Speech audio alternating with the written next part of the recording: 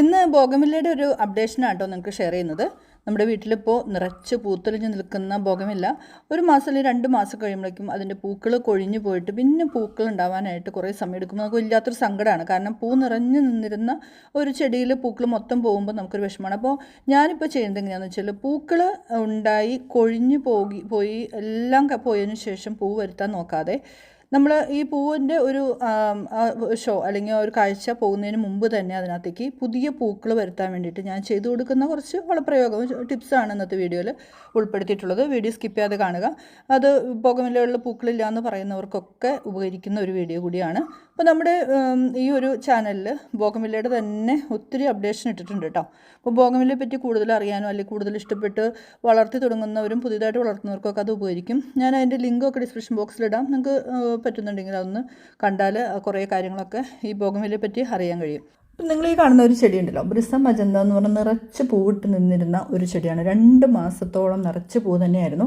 ഇപ്പം ഇത് കൊഴിഞ്ഞ് ഏകദേശം തീരാറായി. പക്ഷേ ഈ പൂക്കൾ പോകുന്നതിന് മുമ്പ് തന്നെ അടുത്ത ഒരു സ്റ്റെപ്പ് വരുന്നതിന് വേണ്ടിയിട്ടുള്ള വളം ഞാൻ കൊടുത്തു കഴിഞ്ഞു. കാരണം എന്താണെന്ന് വെച്ചാൽ നമ്മൾ ഈ ഒരു ചെടികളുടെയൊക്കെ ഒരു 1.5 മാസം അല്ലെങ്കിൽ 2 മാസമൊക്കെ നിൽക്കുന്ന പൂക്കൾ കൊഴിഞ്ഞ് ഫുള്ള് പോകുന്നതിന് മുമ്പ് തന്നെ നമുക്ക് ഇവയ്ക്ക് വേണ്ട ഒരു ബൂസ്റ്റർ ഫ്ലവറിനുള്ള ബൂസ്റ്റർ കൊടുക്കണം.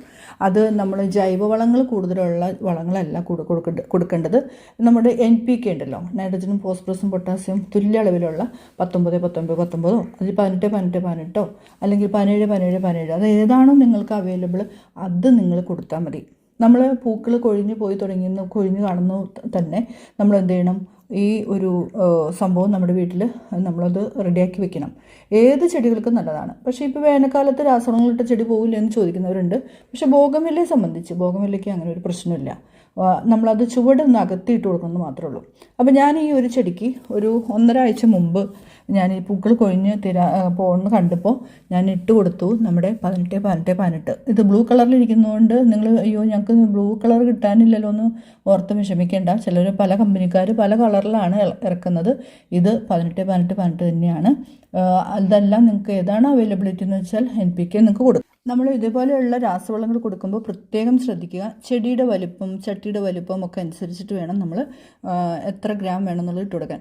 അപ്പോൾ ഇതേപോലെ ഇത്രയും വലിപ്പമുള്ള ഒരു പ്ലാന്റ് ആണെങ്കിൽ ഒരു 10 ഗ്രാം വരെ നമുക്ക് ഇട്ട് കൊടുക്കാം. അത് നിങ്ങൾ നോക്കിയാൽ മതി. ഒരു 10, 20, 25 തരി ബോൾ വരുന്ന രീതിയിലുള്ള വളം എടുക്കുക. അത് ചുവട് അകത്തിയിട്ട് തന്നെ ഇട്ട് കൊടുക്കാൻ പ്രത്യേകം ശ്രദ്ധിക്കുക. ഒരു കാരണവശാലും അതിൻ്റെ ചുവട് ചേർത്തിട്ട് കൊടുക്കരുത്. അപ്പോൾ ഞാൻ ഇതേപോലെ പൂക്കളൊക്കെ കൊഴിഞ്ഞ് തീരാറായ ചെടികൾക്കെല്ലാം വീണ്ടും കൊടുത്തു. അപ്പോൾ നമ്മൾ എപ്പോഴും ഒരു സമയത്ത് തന്നെ എല്ലാ ചെടികൾക്കും കൊടുക്കരുത്. പൂക്കൾ കൊഴിഞ്ഞ് പോകാറായി എന്ന് കണ്ടാൽ മാത്രം മതി. പൂക്കൾ നിറച്ചുള്ളപ്പോൾ ഇതുപോലുള്ള വളങ്ങളൊന്നും നമ്മൾ ഇട്ട് കൊടുക്കണ്ട. അപ്പോൾ ഇത് ഒരു കാര്യം നിങ്ങളുടെ കയ്യിലുണ്ടെങ്കിൽ NPK കൊടുക്കുക. ഇനി ഞാൻ നിങ്ങൾക്ക് സജസ്റ്റ് ചെയ്യുന്ന മറ്റൊരു സംഭവമാണ് DAP. ഒത്തിരി പേര് ഇപ്പോൾ ചെടികളുള്ള വീടുകളിലൊക്കെ വാങ്ങിച്ചു തുടങ്ങി.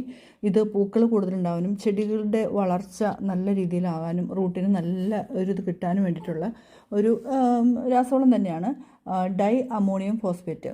ഇത് ശരിക്കും പറഞ്ഞാൽ നേഴ്സറികളിലൊക്കെ ചെടികൾ നന്നായിട്ട് കട്ട കുത്തി പൂത്ത് വെക്കാനൊക്കെ അവർ കൊടുക്കുന്ന ഒരു കാര്യമാണ്. ഇപ്പോൾ ഇതെല്ലാം കടകളിൽ നമുക്ക് ലഭ്യമായതുകൊണ്ട് തന്നെ ഇത് ഒത്തിരി പേര് ചെടികൾക്ക് ഉപയോഗിക്കുന്നുണ്ട്. അപ്പോൾ ഞാനിത് ബോഗൻവില്ലകൾക്ക് കൂടുതൽ ഉപയോഗിക്കുന്നില്ല. കാരണം ഞാൻ മറ്റേ NPK കൊടുക്കുന്നു. ബാക്കി പൂവ് ഉണ്ടാവാതെ നിൽക്കുന്ന മറ്റ് ചെടികൾക്ക് പൂവ് ഉണ്ടാവാനായിട്ട് ഞാനിത് കൊടുക്കുന്നുണ്ട്.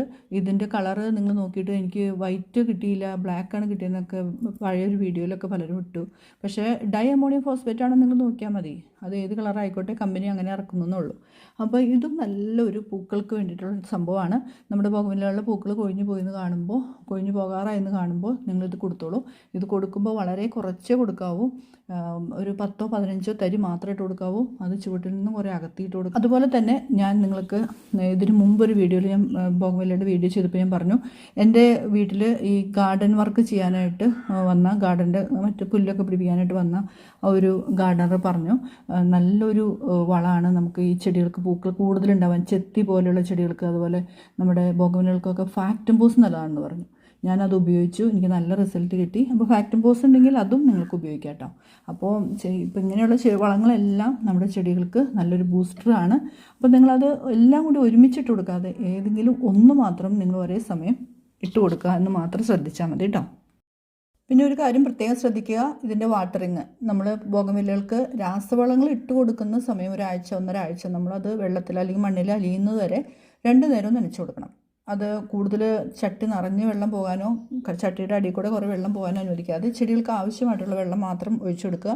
പൂക്കളായെന്ന് കണ്ടാൽ പിന്നെ ഒരു നേരം നനച്ചു കൊടുത്താൽ മതി. ഈ പൂക്കൾ പെട്ടെന്ന് കൊഴിഞ്ഞു പോകണമെന്ന് പലരും പരാതി പറയാറുള്ളത് പൂക്കൾ വെള്ളം വീണ് അധികം നനഞ്ഞ് നമ്മൾ നനയ്ക്കുമ്പോൾ വലിയ പൈപ്പൊക്കെ ഉപയോഗിച്ച് നനച്ച് ചെടികളുടെ പൂക്കളിലധികം വെള്ളം വീഴാതെ നോക്കിയാൽ മതി. പൂക്കൾ കുറേ നാൾ നിന്നോളും.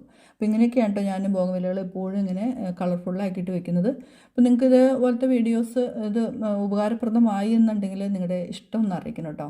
നമുക്ക് ഇതുപോലെയുള്ള വീഡിയോസ് വീണ്ടും ഇടാനാണ്. നമ്മുടെ ചാനൽ ഇനിയും സബ്സ്ക്രൈബ് ചെയ്യാതെ കാണുന്നുണ്ടെങ്കിൽ ഒന്ന് സബ്സ്ക്രൈബ് ചെയ്യുക. ഇതേപോലെ ഉപകാരപ്രദമായ മറ്റൊരു വീഡിയോ ആയിട്ട് നമുക്ക് വീണ്ടും കാണാം കേട്ടോ.